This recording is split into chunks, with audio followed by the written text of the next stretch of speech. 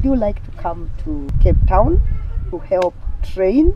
Because I'm a trainer, expert in gender mainstreaming, but training for transformation, a diploma that was being done in the Grail Center. Grail is an international women's movement, which we will later talk about. And I want to thank her, Sally Timmer.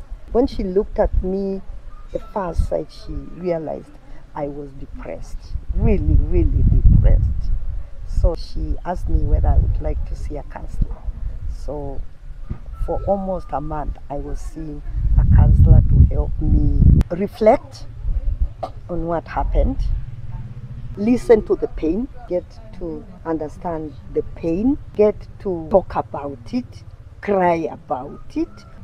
I walked the place we were, it's in Cape Town. Claremont is very close to the sea and you can walk. So I used to walk every morning just to think through for healing, because honestly the wounds were very deep, very deep. The shame, who am I going to be? What am I going to do? I was sacked by the employer who had employed me, Wilder. I was lost. I was angry. I didn't want to face anybody. I didn't want to go to church. I didn't want to see people that did not vote for me. So I had to process all that in about a month before I could even go to a class and teach. I had to write letters to those that supported me. I wrote to my sisters. I wrote to friends that supported me. I had to do a list of my supporters and thank them, because you can't write to everybody. I had also to write a letter to my opponent, congratulating him and agreeing that you've won, we work together. And that saw me healed. I mean, the depth of the pain, thinking about the pain and processing that pain, reflecting on that pain, praying for that pain, affirming myself that it's not the end of you, it is the past, so the future is there, your future is in your hands, you can do whatever you want with your future, and it's true. I mean, since 2007, I've had a future. I've had a beautiful time. I later became a deputy governor of Makueni County for 10 years, so I had to process that. If I didn't, then I would just go down with depression. I would start conflicts with everybody because I'm projecting the pain to people. So I had to process my pain. I had to affirm myself. I had to say, Adelina, this is not the end. Adelina, all is well, and everything else is working out for your highest good. And it's true.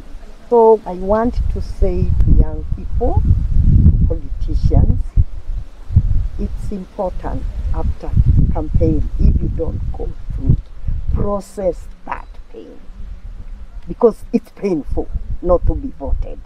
You've used your time, not even money, you used your time to actually go out to get votes. So it's never talked about. It's good for political parties, for those that vie with their ticket. Bring them together. Let's cry together. Let's process that pain. Let's see the way forward for each and every person who has been in that. Now, we go to the last question. In your book, we learned that you played a forefront role in compiling the 2010 Constitution together with other women and, of course, men. And again, you have been the Deputy Governor Makueni County for 10 years. With experience of those two scenarios, what would you say the current government and county government should do, at least to include more women into leadership? The 2/3 gender rule has never seen the light of the day. And I want to thank Justice Maraga for actually advising the president, that was President Uhuru Kenyatta, to actually dissolve parliament, to actually make sure that the 2/3 gender rule is followed. It's never seen the light of the day. And I want to tell you, I was in Fungamano Commission. Fungamano Commission was the People's Commission, and I had represented the Catholic Church. I was nominated to represent the Catholic Church. So I worked there for 11 months, going around to get people's opinion. Our agenda for those women that were in the commission, and later those who were in Guy Commission, was to make sure that this constitution, this now 2010 constitution, has women's rights and people's rights. It's not only men, because in the 1963 constitution, women were not recognized. I mean, for you to get a passport, you've got to get your father's signature. If your father is deceased, you've got to get your brother's. If your brother is deceased, you find just a person, a clan person, to go and sign for you to get a passport. We were not in the 1963 constitution. Women would not be God citizenship to their children. Your daughter is married in Tanzania, wants to come back, and since the constitution does not recognize women to God citizenship, that was not possible. So I thank God we were there, women were there, to actually make sure that the new constitution, the Bill of Rights, read the Bill of Rights, you find it's a bill, one of the best Bill of Rights in the world. It talks about men and women. It talks about disability. It talks about older people. It talks about women in leadership and 1/3 gender rule. So it's just stopped there. I don't know, 3 parliaments. I don't know what actually been holding us back in making sure that this constitution is implemented to the latter. I mean, from page 1, the last page. But I know we are somewhere, we have 47 women who are representing the parliament. I know there are women who went and vied and got, but it is out of us that really fought for this constitution, and we are out there. But then it really beats me up when you hear the people that really fought for this constitution. You don't hear lots of women, you hear the Orengos. And I was there being tear-gassed with the Orengos and the Kevulas, with the former Chief Justice Willie Mutunga. We were there fighting for this constitution. Still, I'm trying to say invisibility of women is still, we are not yet there. Look at Wangari Maathai. Wangari Maathai won the Nobel Prize. But even with Nobel Prize, it's not something that is celebrated. Winning a Nobel Prize, it might be the end of the world before you see another woman winning a Nobel Prize. So what I'm trying to say is that the invisibility of women continues. I'm looking at social media about our work in Makueni County, Professor Kivutha Kibwana and me. But what you hear is Professor Kivutha Kibwana.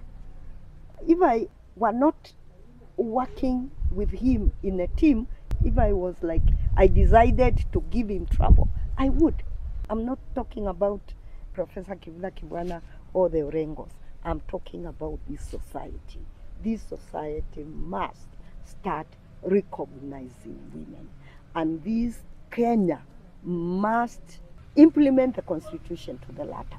The 2/3 gender rule everywhere. I mean, in this county, only one woman has been elected for the last 10 years. Only one, and 30 wards. And I know there are wards where no woman has been elected. Still, we hold the view that women are not leaders. Women cannot lead. We still hold the myths, the stereotypes still continue. We are somewhere, I know. But a lot has to be done. The journey is not halfway, even it's not quarter way, even it's not 1/3.